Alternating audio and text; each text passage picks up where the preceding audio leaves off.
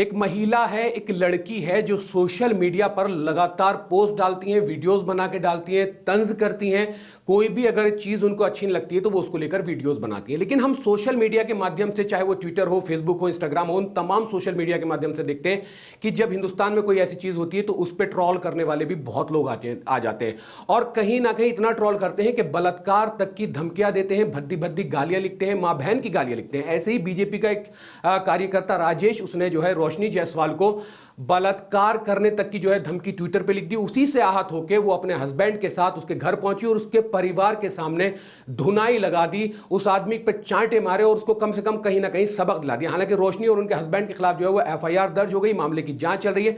इसका जो है उन्होंने एक बड़े मीडिया चैनल से बात करते हुए उन्होंने पूरी बात भी बताई रोशनी जायसवाल से, और उनको बहुत लोगों ने देखा, क्योंकि स्क्रीन पर मेरी दिख रहा होगा उनका फोटो लगातार। रोशनी जायसवाल को बहुत लोग जानते हैं क्योंकि वो ट्विटर पर जो है काफी एक्टिव रहती हैं और हमेशा मुद्दों पर, और उन्हें बताया था वो कांग्रेस का जो है वो पक्ष रखती हैं, कांग्रेस की बात करती हैं, तो वो कहीं ना कहीं इन चीजों को जो है बार बार आवाम के सामने लाती हैं और हल्का सा तंज होता है, हल्की सी कॉमेडी होती है और पूरी बात कहकर निकलने का जो उनका अंदाज है उसी को लेकर तो सोशल मीडिया पर ये कोई नया नहीं है। जब ट्रोलर्स आते हैं तो विनेश फोगाट को नहीं छोड़ते, उनके लिए भी बहुत बहुत भद्दी गालियां लिख दी जाती है। विराट कोहली को नहीं छोड़ते, अनुष्का शर्मा को नहीं छोड़ते, रोहित शर्मा को नहीं छोड़ते। मतलब दुनिया में कोई ऐसा नहीं है, जब कोई काम होता है तो उसके लिए गलत अल्फाज बयान किए जाते हैं, गलत बातें लिखी जाती हैं। ट्रोलर्स का काम होता है ट्रोल करना। तो मैं चाहता हूं कि ये जो पूरी सिनेरियो है, जो वीडियो है, वो आप देखें कि कैसे रोशनी जायसवाल ने उनके घर जाके, वाराणसी का ये मामला बताया जा रहा है, तो ये वहां जाके उन्होंने उनको सबक सिखाया। उन्हीं के परिवार के सामने जो राजेश है, जिन्होंने उनको भद्दी गालियां लिखी थी, जिन्होंने उन्हें बलात्कार करने तक की धमकी दी थी, उन्हीं के घर जाके उन्हीं को सबक सिखाने का काम रोशनी जायसवाल ने किया है।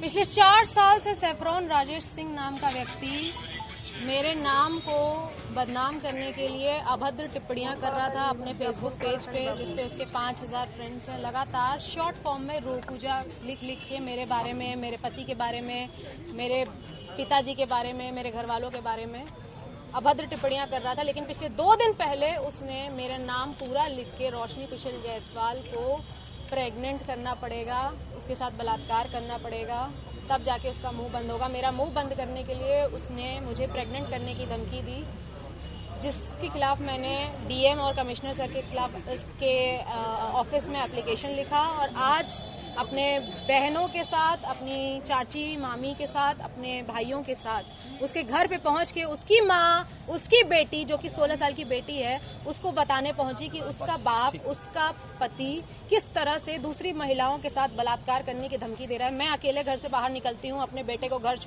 स्कूल छोड़ने के लिए, उसे ट्यूशन छोड़ने के लिए। मुझे अकेला पाकर वो कभी भी मेरा बलात्कार कर सकता है। मेरा बलात्कार होने के बाद, जैसे आरजीकर मेडिकल कॉलेज की महिला के साथ बलात्कार होने के बाद लोग उसके सपोर्ट में मोमबत्ती लेकर बाहर निकल रहे थे सपोर्ट के लिए, मैं नहीं चाहती कि मेरा बलात्कार या किसी भी महिला या किसी भी बेटी का बलात्कार होने के बाद लोग फिर से आरजीकर मेडिकल कॉलेज की तरह, निर्भया कांड की तरह मोमबत्ती लेके निकले। अगर बलात्कारी ऐसा है, सैफरॉन राजेश सिंह जैसा है, और उसका घर मुझे पता है, जो मेरे ही शहर बाबा विश्वनाथ की नगरी काशी में रहता है, तो मुझे उसके घर पे जाके उसकी बीवी, उसकी बेटी, उसकी माँ को जरूर बताना चाहिए कि वो क्या है।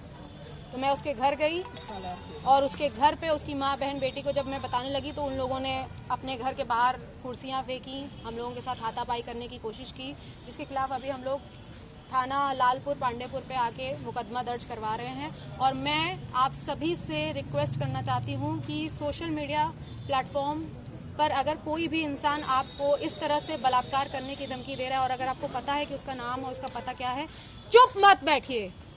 मैं हर उस महिला के सपोर्ट में आज आवाज उठा रही हूँ जो इन जैसे बलात्कारियों के चपेट में आ जाती हैं। ये कितने महीने से चल रहा है? ये पिछले 4 साल से शॉर्ट फॉर्म में रोपूजा लिख के मेरा नाम खराब कर रहे थे और मेरे घर वालों के खिलाफ अभद्र टिप्पणियां, मुझे कभी भी कुछ भी बोल देना कि मैं अपने घर से पैसा लेके दुबई भागी हूँ या मैं ऐसी हूँ, मैं वैसी हूँ, कुछ भी कुछ लिख रहे थे। शॉर्ट फॉर्म में रोपूजा लिख रहे थे। मैंने कहा कि कुत्ता है, भौंक रहा है। ये कम से कम 250 पन्ने का फोटो स्टेट है जिसमें सारी चीजें लिखी हुई हैं। पहले इस्तेमाल करो फिर विश्वास करो को सही में फॉलो करती रोशनी कुशल जायसवाल। ये सैफरॉन राजेश सिंह की आईडी है। फिर इसमें लिखा है कि आखिर माल हो हमार, तहु के दिलवा देव, अब बात खत्म करा। फिर से प्रेग्नेंट करे के होई तब जाके रोशनी कुशल जायसवाल माल बनाओ। आप एक कांग्रेस की नेता भी हैं, क्या कहेंगी जिस तरीके से योगी सरकार लगातार बुलडोजर की बात करती है? योगी सरकार बुलडोजर चलवाती है इन जैसे घर पे कब बुलडोजर चलेगा और सैफरॉन राजेश सिंह नहीं, इसका नाम होगा आज से बलात्कारी राजेश सिंह।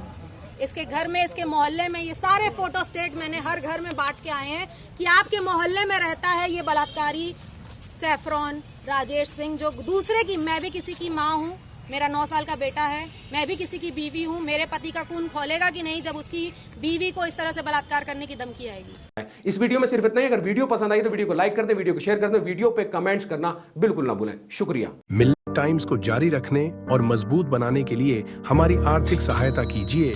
ये एक आजाद मीडिया हाउस और कमजोरों की आवाज है। आप हमें देखें, सुने, पढ़ें और हर महीना ज्यादा नहीं, सिर्फ 100 रुपए से मदद करें। डिटेल्स डिस्क्रिप्शन में मौजूद है।